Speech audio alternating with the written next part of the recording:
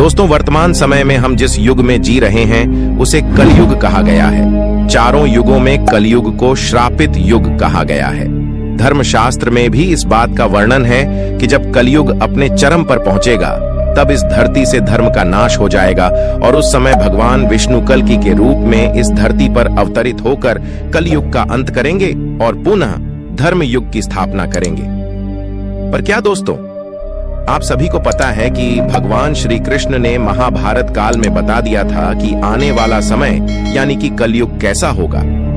इतना ही नहीं, भगवान श्री कृष्ण ने कलयुग के 5 कड़वे सत्य भी बताए थे जो आज देखने को मिल रहे हैं। वह कौन से हैं 5 कड़वे सत्य? दोस्तों, यदि आप भी जानना चाहते हैं तो इस वीडियो के एंड तक बने रहेगा, और अगर आप तक इस चैनल को सब्सक्राइब नहीं किया है तो चैनल को सब्सक्राइब करके बेल आइकन को प्रेस कर लीजिए। तो चलिए बिना टाइम वेस्ट किए शुरू करते हैं। दोस्तों, महाभारत काल में जब पांडव युद्ध क्रीड़ा में अपना सब कुछ गंवा देते हैं तब उन्हें वनवास जाना पड़ता है। वनवास जाने से पहले भगवान श्री कृष्ण से मिलते हैं और कहते हैं, हे भगवान, युद्ध क्रीड़ा में सब कुछ गंवा देने के बाद हम 5 भाई द्रौपदी के साथ वनवास जा रहे हैं, लेकिन जाने से पहले हम यह जानना चाहते हैं कि आने वाला युग कलयुग कैसा होगा। उस समय के मनुष्य कैसे होंगे, लोगों के विचार कैसे होंगे और मोक्ष की प्राप्ति कैसे होगी। पांडवों के मुख से ये सारी बातें सुनकर भगवान श्री कृष्ण थोड़ी देर सोच विचार करते हैं और फिर पांडवों से कहते हैं, पहले आप सभी वन जाइए और वन में जो भी आपको जो कुछ भी दिखे वह आकर मुझे बताइए, तब मैं आप सभी को इन प्रश्नों का जवाब दूंगा।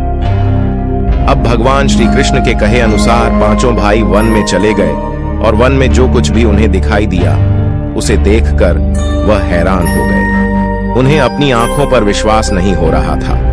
कुछ समय बिताने के बाद वह सभी भगवान श्री कृष्ण के पास लौटते हैं, लेकिन इस बार पांडवों के मस्तक पर सिकंद था और वे किसी उलझन में पड़े नजर आ रहे थे।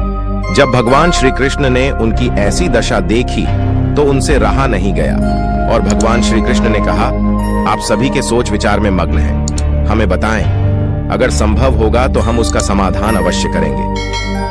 भगवान श्री कृष्ण के मुख से यह बात सुनकर पांडुपुत्र युधिष्ठिर ने हाथ जोड़कर उनसे कहा कि है माधव, हमारी शंका उन दृश्यों को लेकर है जो हमने वन में देखा। उनकी कल्पना हमने कभी सपने में भी नहीं की थी। तभी भगवान श्री कृष्ण कहते हैं कि आप सभी एक एक करके मुझे विस्तार से बताइए कि आपने वन में क्या देखा। इसमें सबसे पहले युधिष्ठिर कहते हैं, हे द्वारका नरेश, हम सभी 5 भाई वन में अलग अलग दिशाओं में भ्रमण के लिए निकल गए थे। जब मैं अकेला वन में भ्रमण कर रहा था तब मैंने 2 सूंड वाले हाथी को देखा। अब आप मेरी इस शंका को दूर कीजिए कि भला एक हाथी के 2 सूंड कैसे हो सकते हैं। अब अर्जुन की बारी होती है। अर्जुन बताते हैं कि उन्होंने एक ऐसे पक्षी को देखा जिसके पंखों पर वेद की रचनाएं लिखी हुई थीं और वह मुर्दे का मांस खा रहा था। अर्जुन के बाद भीम बताते हैं कि उन्होंने वन में एक ऐसी गाय को देखा जिसने अपने बछड़े को जन्म के बाद चाट रही थी कि उसके शरीर से खून आने लगता है। इसे देखकर मैं हैरान रह गया कि कोई माता अपने बच्चों के साथ ऐसा कैसे कर सकती है। अब भगवान कृष्ण सहदेव से पूछते हैं कि सहदेव, तुमने वन में क्या देखा? तो सहदेव ने कहा कि मैंने एक जगह बहुत से कुएं को देखा, जहां हैरानी की बात यह है कि आसपास के सभी कुएं में पानी था और बीच का कुआं खाली था। बीच का कुआं गहरा भी है लेकिन फिर भी उसमें पानी नहीं है। ऐसा कैसे संभव है? अब नकुल आगे बताते हैं कि वे जब वन में भ्रमण कर रहे थे तब उसने एक बड़ी चट्टान पर्वत से लुढ़कते हुए देखा। वह चट्टान कितनी ही बड़े वृक्षों और सैलाब से टकराती है लेकिन उसे कोई रोक नहीं पाता और अंत में एक छोटे से वृक्ष के स्पर्श से वह चट्टान रुक जाती है। तभी युधिष्ठिर भगवान श्री कृष्ण से कहते हैं कि है वासुदेव, हम भाइयों ने जो भी वन में देखा उसका सारा विस्तार आपसे बता दिया। अब आप हमारी सारी शंकाओं को दूर करते हुए हमें विस्तार से बताइए। तब भगवान श्री कृष्ण ने युधिष्ठिर से कहते हैं कि धर्मराज, जैसा कि आपने बताया कि आप 2 सूंड वाले हाथी को देखकर हैरान में पड़ गए हैं, लेकिन इसमें हैरानी की बात नहीं है, क्योंकि कलयुग में ऐसे व्यक्ति ही राज करेंगे जो बोलेंगे कुछ और करेंगे कुछ और, उनके मन में कुछ और, कर्म में कुछ और होगा। ये लोग शोषण करने का एक भी मौका हाथ से जाने नहीं देंगे।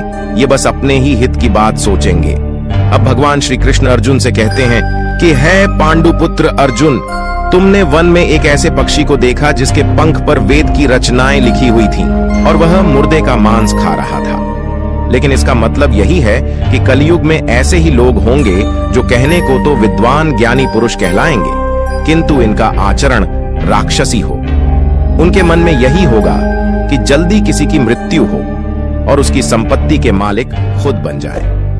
कलयुग में मनुष्य के लिए सबसे ऊपर धन और संपत्ति होगा और कुछ गिने चुने शख्स ही वास्तविक संत होंगे। इसके अलावा कलयुग में ज्यादातर इंसान अपनों को ही ठगता, आगे बढ़ने के विचार में होंगे। अर्जुन के बाद भगवान श्री कृष्ण भी हमसे कहते हैं कि हे भीम, जैसा कि आपने देखा कि एक गाय अपने बछड़े को इतना चाटती है कि उसके शरीर से खून आने लगता है, ठीक इसी तरह कलयुग का मनुष्य अपने बच्चों पर इतना प्यार लुटाएगा कि उसका विकास रुक जाएगा। एक माता की ममता, अपनी औलाद की मोह माया और संसार में इस तरह बांधकर रख देगी कि उसके बच्चे का जीवन नष्ट हो जाएगा। अगर किसी का बेटा घर द्वार छोड़कर साधु बन जाएगा तो उसके दर्शन को हजारों व्यक्ति जाएंगे, किंतु अपना बेटा साधु बनेगा तो वह रोएंगे, विलाप करेंगे कि मेरा बेटा गलत रास्ते पर चला गया। दोस्तों, ये भगवान श्री कृष्ण जीवन की वास्तविकता को बताते हैं कि इंसान को यह समझना होगा कि तुम्हारे पुत्र तुम्हारे नहीं, अपनी पत्नियों की अमानत हैं और पुत्रियां अपने पतियों और तुम्हारा यह शरीर मृत्यु की और आत्मा परमात्मा की अमानत है।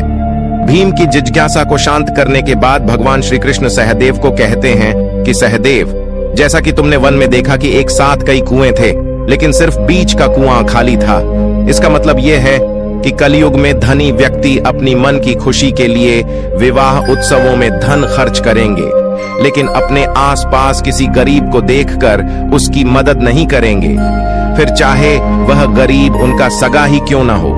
अपनी मौज मस्ती के लिए, खुद को खुश रखने के लिए वह शराब, कबाब और फैशन में पैसे उड़ाएंगे, लेकिन किसी के आंसू को पूछना अपना कर्तव्य नहीं समझेंगे।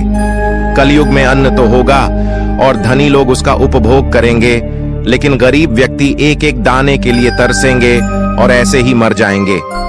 भगवान श्री कृष्ण की यह सारी बातें सुनकर सहदेव थोड़े दुखी हो जाते हैं, लेकिन इस कटु सच के सामने वह क्या ही कर सकते थे।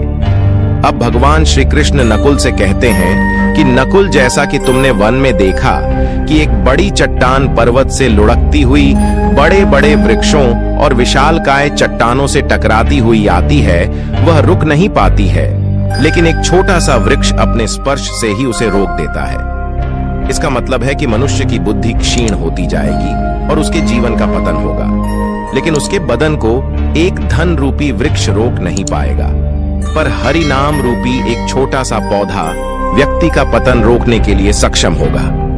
अतः कलयुग में हरि नाम ही एक मोक्ष का मार्ग होगा। अगर व्यक्ति धन का लालच छोड़कर भगवान की भक्ति में रम जाएगा, हरि नाम का जप करेगा, तो निश्चय ही उसे कोई दुख तकलीफ नहीं होगा और मरने के बाद भी उसे भगवान के चरणों में जगह मिलेगी। दोस्तों, अगर आप गौर करेंगे तो पाएंगे कि भगवान श्री कृष्ण द्वारा बताए गए ये 5 कड़वे सत्य इस कलयुग में नजर होते आ रहे हैं। ऐसे में अगर आप भी अपने जीवन की सारी तकलीफ को दूर करना चाहते हैं तो आज से ही हरि नाम का जप करना शुरू कर दें। तो दोस्तों, इस वीडियो में फिलहाल इतना ही। उम्मीद है आपको आज की वीडियो पसंद आई होगी।